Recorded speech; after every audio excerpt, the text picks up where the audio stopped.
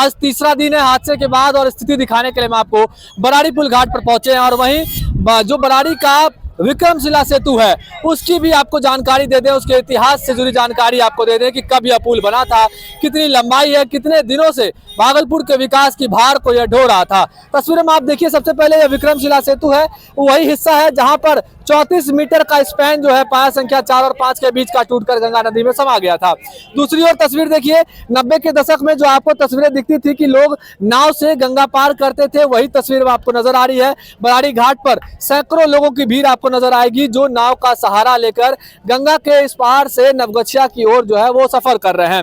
हम आपको बता दें कि यह पुल जो है 90 के दशक से इसके बनने की शुरुआत हुई थी। 1990 1991 से शुरुआत हुई थी और 2001 में तत्कालीन मुख्यमंत्री राबड़ी देवी के राज में जो है इस पुल का उद्घाटन जो है वो किया गया था। उसके बाद 25 साल तक मेंटेनेंस की बात थी। दरअसल यह पुल जो है उत्तर प्रदेश पुल कंस्ट्रक्शन कंपनी के द्वारा बनाई गई थी। हम आपको तस्वीरों में एक बार फिर से दिखाएंगे। विक्रमशिला सेतु 4.7 किलोमीटर की लंबाई जो है इस पुल की है और 25 सालों से लगातार जो है हजारों वाहनों का भार जो है ये पुल ढो रहा था। रोजाना की बात करें तो 40 से 50 हजार गाड़ियां जो है इस पुल से होकर गुजरती थी।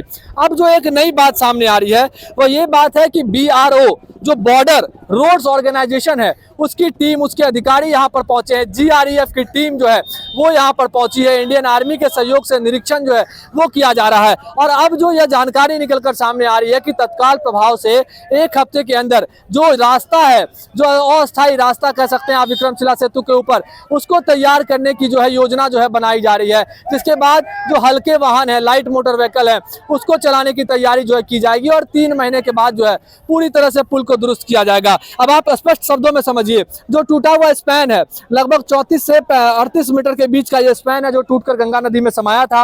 एक्सपेंशन जॉइंट का लगातार गैप पड़ रहा था, इस वजह से यह घटना हुई थी।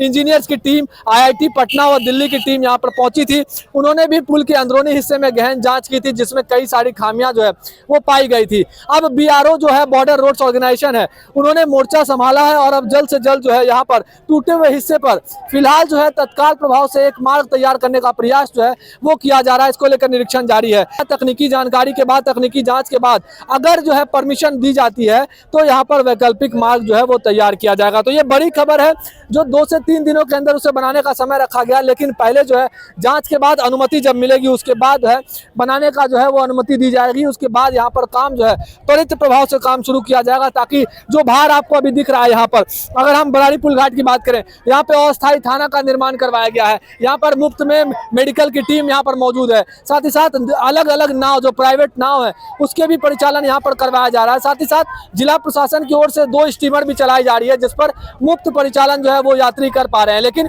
तमाम नाव है उसकी यात्रा करने के लिए जो इसका भाड़ा होता है वो जिला प्रशासन की ओर से तय किया गया है। 50 रुपया एक व्यक्ति का रखा गया है। अगर आप मोटरसाइकिल के साथ जाते हैं तो 50 रुपया और आपको उसके लिए दर के हिसाब से तमाम नावों पर, जितने नाव है यहाँ पर, उसका यहाँ पर आपको भरना पड़ेगा। साथ ही साथ सभी नाव का रजिस्ट्रेशन आज से शुरू हो गया है। रजिस्ट्रेशन करवाने के बाद ही नाविक गंगा नदी में नाव का परिचालन जो है वो करवा पाएंगे। तो ये बड़ी तस्वीर है। जब भागलपुर में पुल हादसा हुआ है उसके बाद जो है पुल को लेकर अस्थायी तौर पर बनाने की तैयारी भी जो वो BRO के द्वारा शुरू कर दी गई है। इसके साथ ही नाव का परिचालन जो है वो धड़ल्ले से यहाँ पर किया जा रहा है। हजारों लोग नाव का सहारा लेकर भागलपुर के इस पार से नवगछिया के पार तक का सफर महज 40 से 1 घंटे के बीच में तय कर पा रहे हैं। भागलपुर से TV9 के लिए मैं शिवम।